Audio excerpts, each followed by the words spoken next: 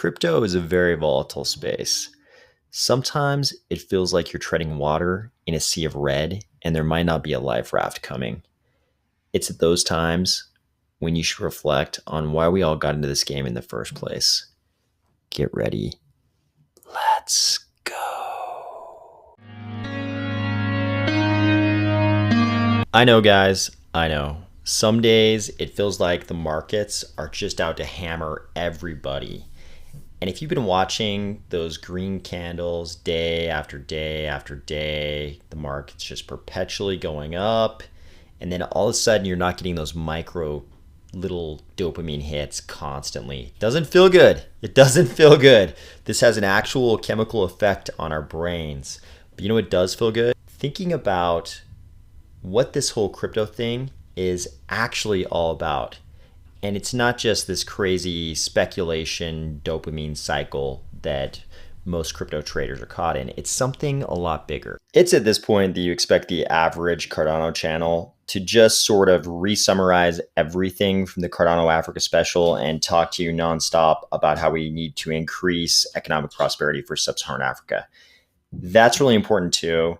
And if you listen to this channel, you know we've covered that very heavily because it is really important. But that's not really what we're talking about today. We're talking about something that impacts the whole world, that could affect people in every part of the world, developed countries and developing countries. Here it is, guys. Here's the problem. The working people of the world are stuck in this fiat system. You've probably seen in the press what's happened in the last year and a half. We went from 15 trillion M2 to 20 trillion M2. For the working people of the world, what happens is most of them just barely make enough money to cover their cost of living. In a lot of developing countries, not even that, obviously. If they manage to squirrel away, like some tiny amount after they pay for housing, food, clothing, all those kinds of things, it gets inflated into oblivion by stuff like this. It's like, goodbye, any savings you might have had.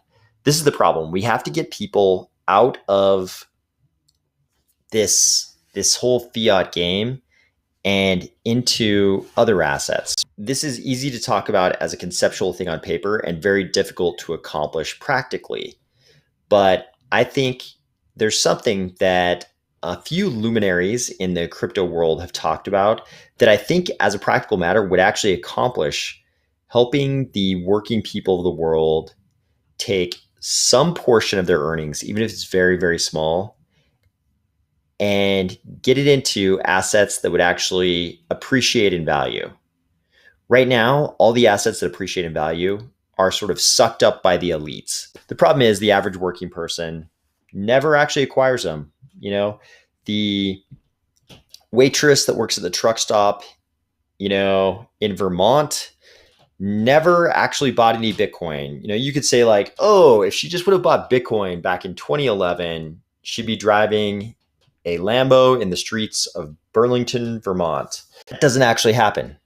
The waitress at the truck stop never actually acquires Bitcoin in 2011. The guy working in the factory in Asia making Nikes, he never actually, bought Ethereum during the bear market, right? It doesn't actually happen. Why? Because they're working like crazy just to make enough to pay for shelter and clothing and food for them and their family.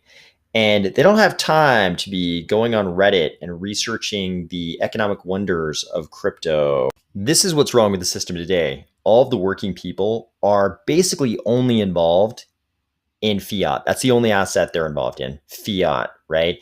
They own almost nothing else. All the ownership of the other appreciating assets is in the elites, and the working people don't get to participate. So how do we make it so they actually end up participating? Not just, hypothetically they could participate, if the following 55 million things went correctly, right? So this needs to go beyond just crypto. And I think there's a path that's been laid out by certain luminaries in the crypto world already. And this is going to seem like a little bit of a utopian vision of the future, But I think crypto can actually take us there. We need to make it easy and reasonable for working people to acquire appreciating assets. I think the way this happens is through the proliferation of universal wallets.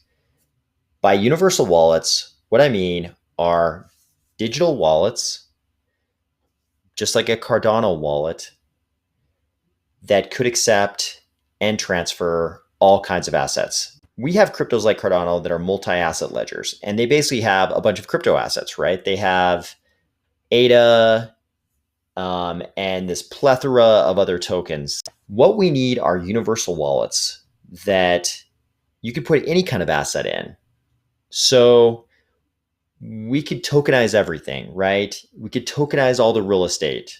We could tokenize all of the securities of all the corporations, all of the financial instruments. We just tokenize everything. If you're building condos in Vancouver, instead of that being, owned by some REIT or being securitized some other way so that only accredited investors can participate in that investment, it all just needs to be tokenized. And everybody needs to have universal wallets. So once we have universal wallets, the beautiful thing, and this has been described in detail by people like Charles, if you're the guy working in the factory in Asia and your boss wants to pay you in the local fiat currency, that's fine. Your wallet can accept that. But your wallet can also convert that local fiat currency to whatever you want. So maybe you're like, hey, I do need to have some local fiat currency to buy food at the market. That's the best way to do that. So I'm going to accept 30% of my wages in the local fiat currency. But then the other 70% is going to be other assets, right? So maybe 30% is a local fiat currency, but another 30% of that is going to be Cardano. It's going to be ADA, because I know ADA has a hard cap. So it's going to be deflationary. Unlike the local fiat currency, it's not suddenly going to go from 15 trillion in circulation to 20 trillion over the course of 18 months. It is going to stay stuck at 45 billion. So I'm going to take another 30% in ADA. That's 60%, 30% local, 30% ADA. Now we've got another 40%. With that other 40%, I'm going to buy other assets that are maybe a little bit more speculative, but could increase in value rapidly over the course of the next decade. I'm going to take, a tiny piece of that in this condo development in Vancouver. Maybe I'm going to buy, a piece of this solar field that's being put up in Nevada. Maybe somebody wants to build a dam on a river in Mongolia, and I'm going to buy a piece of the returns from the electricity that's going to be generated by that. Maybe there's a wind farm in Eastern Europe. I'm going to buy a piece of that. So the percentages are probably off here, right? Like the guy working in the factory in Asia probably can't do this with 70% of his earnings. Maybe he can't even do this with 10% of his earnings, right? Maybe he doesn't make enough money to even have 10% surplus beyond what it costs to put a roof over his kid's head and clothes on their back, but maybe 1%. Maybe he could put 1% of his earnings into a portfolio of, deflationary crypto assets and more speculative things and, some more stable currency than his local currency. If we could just provide the working people the world over the ability to access these assets, how much would things change? Because sure, not everybody even has 1%, but a lot of people do, right? A lot of people do have 1%. They could figure out how to create a little 1% buffer, beyond what it costs them to live, wherever they're living. And if we could make the financial rails open enough and frictionless enough they could invest, and we tokenized all these different assets around the world. They could actually invest in these things. And the appreciation of all these assets wouldn't just be sucked up by the elites of the world. It could be shared by the guy working in the factory in Asia, the waitress working at the truck stop in Vermont. All the working people of the world would have a chance at least to participate in the prosperity that comes with all these assets increasing in value.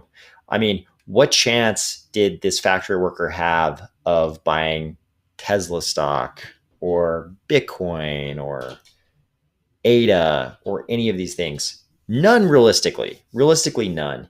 But if we had these universal wallets available to the working people of the world, at least they'd have a chance. They could say, hey, I suddenly have the ability to turn the fruits of my labors into any asset in the world.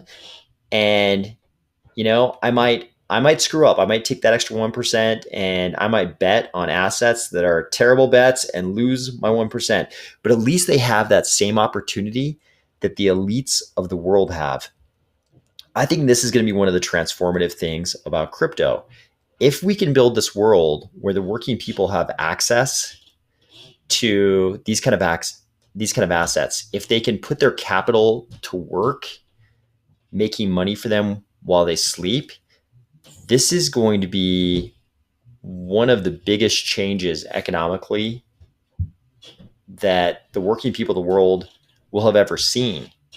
It would change everything. This is why crypto matters. And this is why Cardano matters. Cardano to me is the best shot we have at creating this access to the assets of the world for the working people of the world, and the best chance for that access being frictionless, because we have to create an open economic system that's frictionless in order to make it work for these working people around the world. I mean, let's face it, crypto doesn't matter because some junior logistics planner in LA goes from driving a fully loaded Camry to driving a Lambo. In the grand scheme of things, that doesn't really matter. But if this whole crypto thing we're all doing together, this whole ecosystem we're all a part of, if it's pushing the world toward a future where that guy in the factory in Asia, that lady waiting tables at the truck stop, if it puts them on an equal playing field with the elites of the world, that's why crypto actually matters.